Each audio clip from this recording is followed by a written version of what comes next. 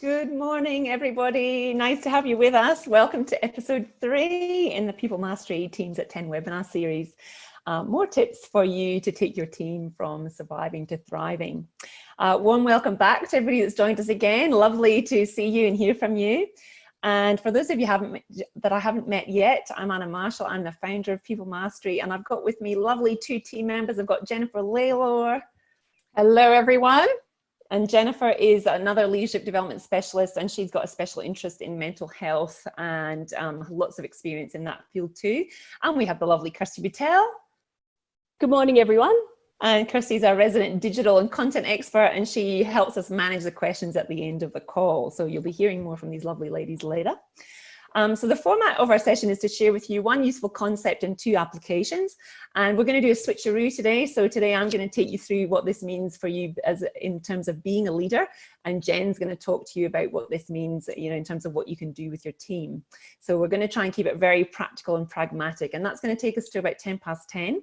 And then we'll take 5 more minutes to answer your questions. So if you have to dash off at 10 past 10, no problem. You'll get the video afterwards, which has the questions and the answers on there.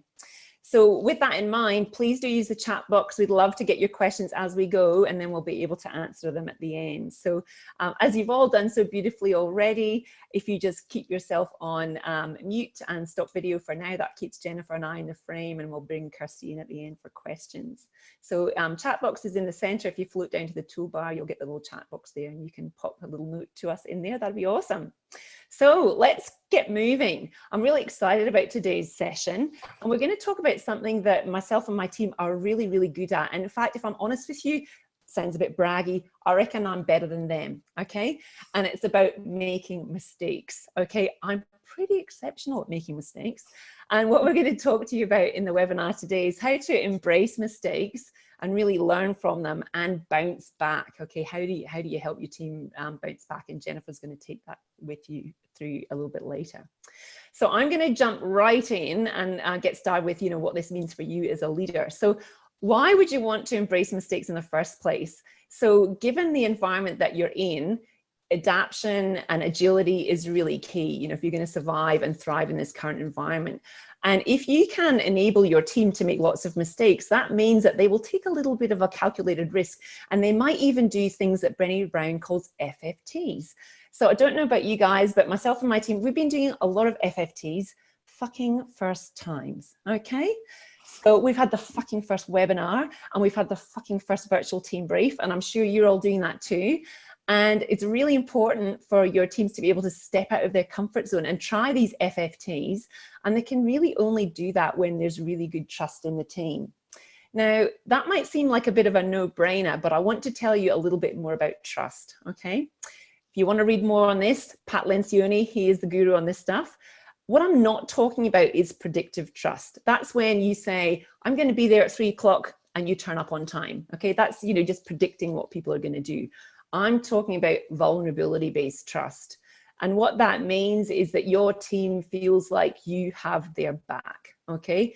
Doesn't matter what they do, you are there for them, you've got their back, okay?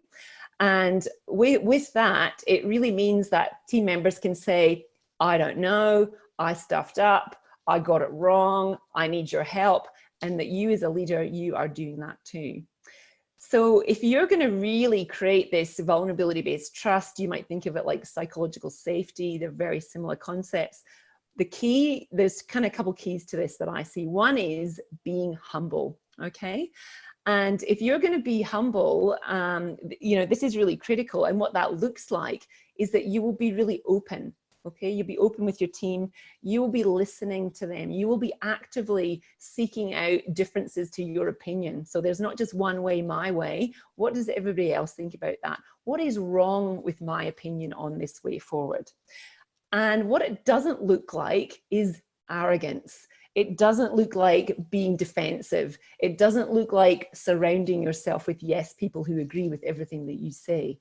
You're actually looking for difference and diversity. If you do notice at times that you kind of think, oh, maybe I am sitting in a bit of that defensive mode, you've got a little bit of insecurity going on, okay? It's fear. That's what keeps us in the defensive mode. So that might be something that you want to consider looking at a little bit later. So when you are a team leader, you're also a team member, and this being humble is important for both. Okay, so your team members are humble and you're humble too. And the key to this is that you model the way. Okay, you show them how to do this. If you have a team full of perfectionists, and most of us have a little perfectionist streak in there somewhere, you can model that it's okay to make mistakes. It's okay to try the FFTs and stuff it up. Okay. And if you're going to be a role model, that might look like you tell them about a time when you made a mistake. You share that with them. And I guess I'll give you a little example. I have lots of FFTs and lots of mistakes that I made. One of them is saying okay about 3,000 times in the webinar. So I've got a little note to myself here to not do that this time.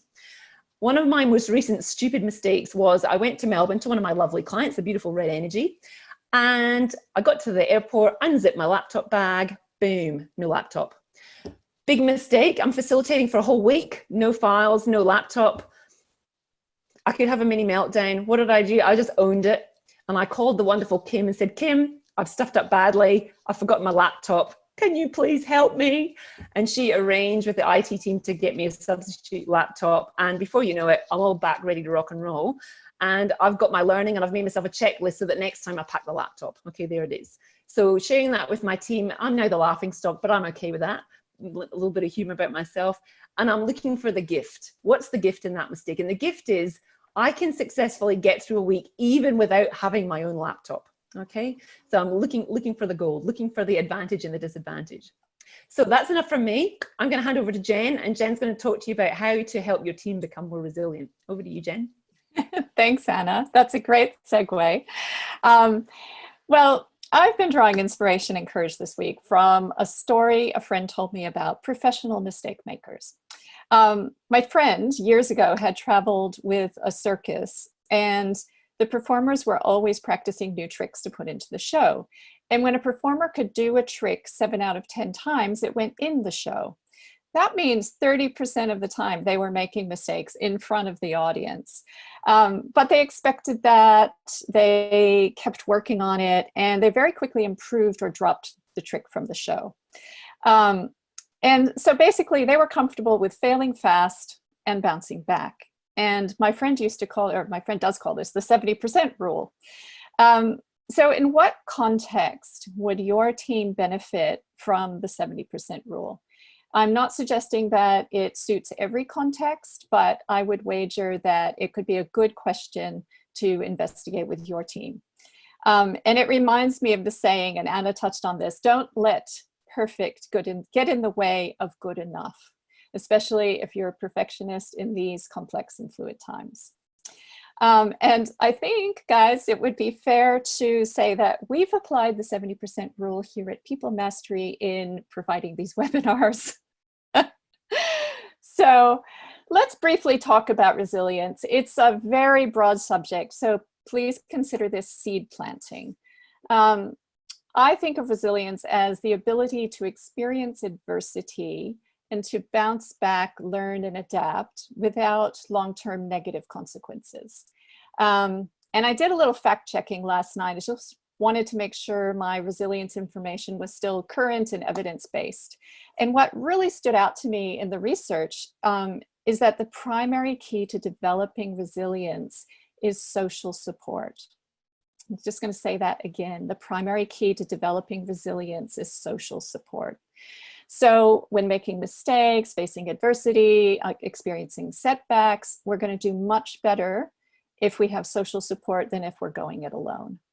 And this links to the vulnerability-based trust that Anna so beautifully spoke about. Because putting a group of resilient individuals together doesn't necessarily make a resilient team. It's a good start, but everyone experiences a different level of resilience from day to day. And teams benefit and thrive despite adversity when they know each other and have each other's backs, as Anna so beautifully pointed to. So leaders, do you know the levels of social support your team members have?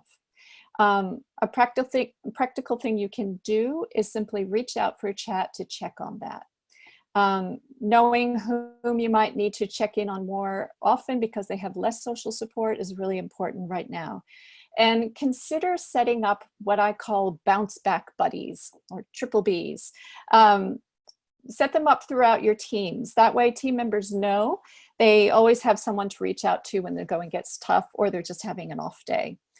In regards to helping the individuals on your team develop resilience, we've put together 2 self-explanatory one-page PDFs for you. One is an individual practice and having one-to-one support conversations with people. And the other is a team process that leaders can facilitate with their teams to work on enhancing your team resilience. And you'll find these resources with the recording when we put that up. So much more could be said, but I'll end here with encouraging us all to practice warmth, kindness, and social connection. And remember, social distancing doesn't have to mean social disconnection. And this is how we will remain resilient in the face of COVID-19. All right, thanks. And back to you, Anna. Thanks, Jen. I think it's question time. Yes, we have a great question from Sharon. Sharon is asking about the 70% rule. What tips do you have to make the call and go at 70%? Oh, it's a good question, isn't it? So I think with that one, Sharon, it's kind of the good enough, you know, what is good enough? And if I share a little example, when we were doing the very first webinar, Jennifer said, she said, so we won't be ready next week. We'll go the week after that. And I was like, hell no, we're going this week. We're just going to go with it. And it won't be perfect. And that's the message that people need to get right now. You know what? We're just trying our best. It's not going to be perfect. And that is okay. So what's good enough, Sharon? I reckon that's a good question to ask in that situation. Jen, do you want to add anything onto that one? Yeah, I just think the little phrase, you know, safe to fail experiments, you know, is it something that's going to really have a huge negative impact if it doesn't go well? But there are loads of things I would say that probably could go with good enough. And then you also, in doing so, you learn so much. It's kind of like prototyping. You learn, you reiterate, you make it better. And if you sit and wait until it's all what you think is perfect before you do it, you might find out when you actually do it that it needs kind of retweaking anyway. Yeah. Yeah. And I guess the thing is, if you wait too long, you miss the boat. You know, Yeah. There's all these learnings that you could have had and you've missed them already. You know, everybody's already advanced past you, if you like. So it stops us gold plating, you know. We had one more question that came in by email, which was from a manager who says that she's struggling to let go of an incident that happened as a result of a team member making a mistake. And she's asking for tips on what she can do to process that and move past it. Ooh, that's a good one too. So I think, you know, when you're holding on to something like that, you know, Jennifer and I were talking about an issue like this the other day. It's about forgiveness. You know, we need to be kind to people right now. What's our intention? Our intention is not to stuff things up. We don't come to work going, I want to stuff this up today badly. We're trying our best in very challenging situations. And if we can put ourselves in their shoes, so practice a little bit of empathy, how would I want my manager to react if I made a mistake? I'd want to have a conversation about that, maybe explore my learnings, and then let it go, okay? So you can channel the Frozen song if you need to. Let it go, people. Over to you, Jen. Yeah, I'm thinking back to last week. I think it was last week when we did the self-compassion exercise. You know, being able to just notice and name what is upsetting about that for you, but then challenge yourself to think about who do you need to be as a leader to get the best outcome out of this situation. And as Anna said, if you were in that person's shoes, what would you need from your leader to be able to come together and move through that onto bigger and better things? Yeah, I guess one other little final thing I'd add on that one is that if you're holding on to this issue, how is that serving you and how is that serving them? Like, likely it's making you really tense and stressed.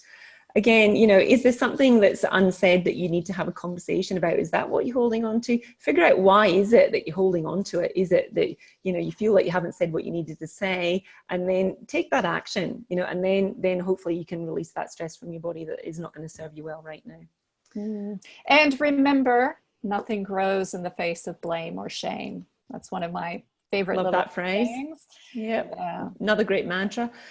We do have one last question that has been coming from quite a lot of our small clients, and it's a very interesting and pertinent question to this weekend, and it is around, is the Easter Bunny going to make it through the travel bans?